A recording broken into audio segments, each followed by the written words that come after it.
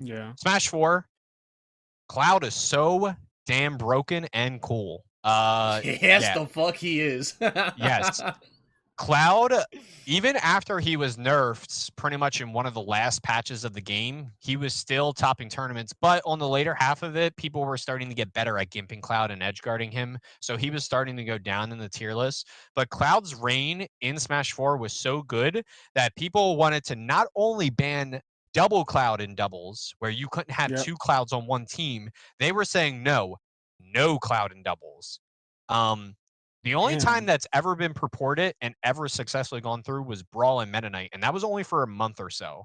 The Smash community has been very, very adverse to banning characters almost ever. In general, Even I when, think most fighting game communities are adverse to banning characters, except for the obvious yeah, examples like the Gil and hitting Third Strike. characters. Yeah, Yeah, like Gil and Third Strike, if you play on the home versions, you can unlock, because in the arcade version you can't unlock Gil. Gil and Third Strike's the final boss. He is obviously like designed to be a boss character. But other than very rare examples like that, like fighting game community in general doesn't like banning characters, I feel. yeah, it's definitely a big thing of it. But Cloud, very, very strong character. I've always liked him, and the thing that has always made me so upset about Smash 4, and I would have played it so much, the fucking buffering system. Oh my god. Yeah. It's It just gets like worse. It gets worse every game.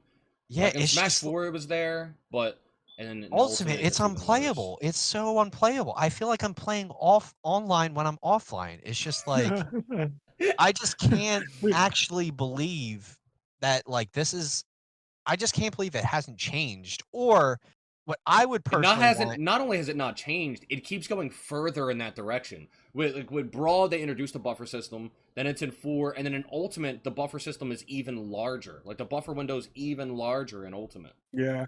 Right. It's wild. And It's you just can't. It would like be nice if there was just a setting that you could turn off. that's what I was gonna say is like I feel like what's the difference of one of the person who can pilot the game? Because obviously the buffering system is designed for two things. It's a fundamental balance addition to fast players and people who know how to play Smash not rolling over casuals. But that happens anyway. That It literally does happen happens no anyway. matter what you do. Nothing about the buffering system is going to Like stop that. the thing, and we'll kind of get a little bit more into this when we talk to Brawl. There were so many intentional things to stop, you know, the good players beating up on casuals in Brawl that Yeah. were implemented, and it literally did not even matter, and it never matters. It's just like the experience of playing Smash. It's so much different than like I want to say traditional fighters, because traditional fighters, because of how much less control there is, and not to put a blanket statement on it, but variety in a way. I feel like casual players have a harder time getting in traditional fighters than Smash, even though Smash is a pretty, fleshed out in its own design, a fighting game. I Where also think even a really, big reason casuals can get in it's because it's Smash, right? It's yeah, easier for a casual to be like, I want to play this game once a week at my friend's house because like I right. can be I Link. don't need to do a full circle into two buttons to do my special move. I just push side B. Yeah. So I want to interject right here. Did you guys know how Smash came to be in the first place? Yeah, Um, Sakurai was going. He wanted to make a fighting game. At first, it started off as like Dragon Warrior or something. yeah, But Dragon anyway, Fighters he's or something. making this game, but he wanted to make it simple. He wanted to make it a simpler game than like things like KOF. That's why there's like side B and stuff like that. And then I think he showed it to Awada or a Miyamoto. He showed it to somebody, Yeah, it and got rejected. it got rejected. And then basically, without permission, they made the game with Mario with like Nintendo characters without permission. They're like, well, let's just see what happens. And I think it was Iwata and Sakurai. They just like made the game with the Nintendo characters without permission. And they're like, hey, look, guys, the game's done. Like, what do you think? So I want to go back before that because what I was actually talking about is how it really came to be. So that Ooh, story what you said is true, Tail. but it goes further back than that. So Sakurai was in an arcade and he was playing like Street Fighter or something, let's say. I forget exactly which game it was, but let's just say Street Fighter. I'm pretty sure it was Street Fighter. And back then on the arcade game, his opponent is on the other side. So you can't even see who his opponent is. So he's playing a person in Street Fighter 2, like a human being, and he's destroying them. I mean, he's absolutely bodying them, right? So then he, after the match, he walks around to the other side to like see who his opponent was, and it was like a married couple. And they were like, "Yeah, we just came to the arcade just to like have fun, and we just wanted to see like what this game was about. Like we just wanted to have a fun time." And he felt so bad about destroying them like that that it made him want to develop a fighting game. So essentially, he always felt bad about games where one, there's a really, really high ceiling, and casuals can't just like sit down and play and have fun immediately. There's like a learning curve and all this other stuff. Like he wants a casual experience. And we already know this because, whenever they show Nintendo Direct stuff like that, there's items on, there are stages that have a lot of stage hazards and shit where things will eat you and you can fall off and you can walk off. So we know that he's a casual person in general, but the way like Smash actually started, like the beginning in his mind was him having a bad experience just bodying somebody in a fighting game at an arcade and realizing like, holy shit, these two people are never going to come back here again. Right. It's like you go to locals, you have your deck, and then you play against some fucking guy who like won a big tournament and he just destroys you 2-0. You don't even get a chance to do anything. You might get FTK depending on what format it is, so you don't get to play a single card. And you're like, damn, this is what this game actually is. I don't want to fucking play this game anymore. And you never go back to it. Like that's awful experience. I'm not saying that I would have ever done anything like that in 2010 in Frog FTK format, but I get it. Like I get why he caters to casuals. And Yeah, and understandable, and it's even so ironic to that point where he incidentally created one of the most in-depth, like high ceiling, high ceiling fighting super games of all hard. time. Yes, Melee is unintentionally the exact opposite of what Sakurai has ever intended. Like it is Right. literally And one of the it's hardest games like to play. he's been going back from all that time ago to try to revert what he did. I feel like his biggest sin is Melee. He's been trying to atone for it every Yes, single game. exactly.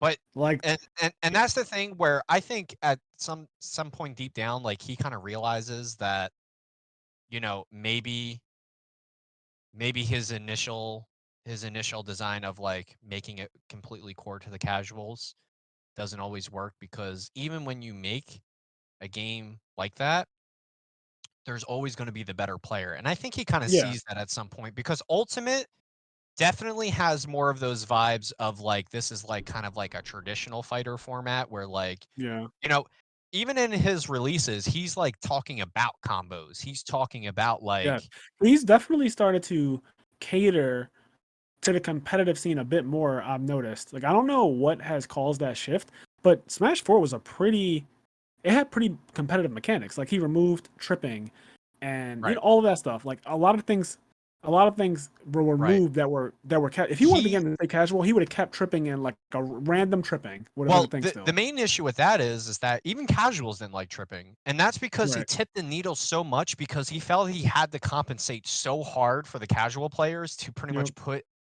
competitive players at such a disadvantage that he actually overplayed his hand, and he Yeah. created a thing that casual players didn't even like playing. It's funny because tripping punishes you for moving too much. Like literally every time you dash, there's a chance that you trip.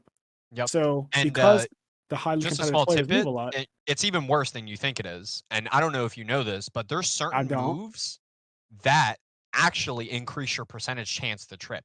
Like, if you do certain moves, you trip more frequently. So like So, your like, character throws out an attack you and they have have an a high. increased percentage chance after that. Wow. Yes, Meta Knight's down tilt, I believe, and if anyone's watching this, don't quote me on this. I know it's an absurd number. I'm pretty certain if you down tilt with Meta Knight, you have like an almost 46% increased chance of tripping. Holy shit. Yes, it's insane. That is why people walk in that game, because even when you do moves like tilt, smash attacks, aerials, you have an increased percentage chance to trip. So it's even worse than you think it is. It's not even Yeah. random in that sense. It's random with additional odds added on top of it. Yes. Yeah. So it's just all over the place. But yeah, it punishes people who move a lot. And he saw how people played in melee. There's a lot of movement happening in melee, whereas Yes. casuals are just kind of like, I throw out a move here and there. I kind of fill you out. But the top melee players are fucking all over the place. So it's just that type of thing. It definitely ruined it for a lot of people. And then he's slowly atoning. He's atoning for Melee in one way, but he's also atoning for going too ham in Brawl, it seems like, right? Like, he went too hard in Brawl, and he Yeah. unintentionally made the most competitive fighting game of all time, almost, with Melee. Like, there's Right. other... I'm not going to get into it, but there's non-mainstream fighting games that are obviously more technical than Super Smash Bros. But they're not Super Smash Bros. They're just not Right. big at They're all. they are I feel like the actual good and beautiful thing about Smash is that I think from all parts of the vector, from the beginning to what we're currently at right now, is that it does encapsulate a pretty decent balance of a casual experience to the higher echelon of Yes. competitive play. Yep. And that's what I always felt Yeah. that like Sakurai was missing on that front, is that he thought, on the right hand side was the competitive play, and then there was this small caveat of casual. Yeah. But it's very balanced. It's very stuck in the center because most people who are competitive 100% started casual. I don't know many people who didn't start playing casually, like Yeah, when they were younger or playing with items. I want to comment on that. So, the whole thing, when Brawl came out, it caused like a schism in the community, and then there became like the Melee and the Brawl players or whatever.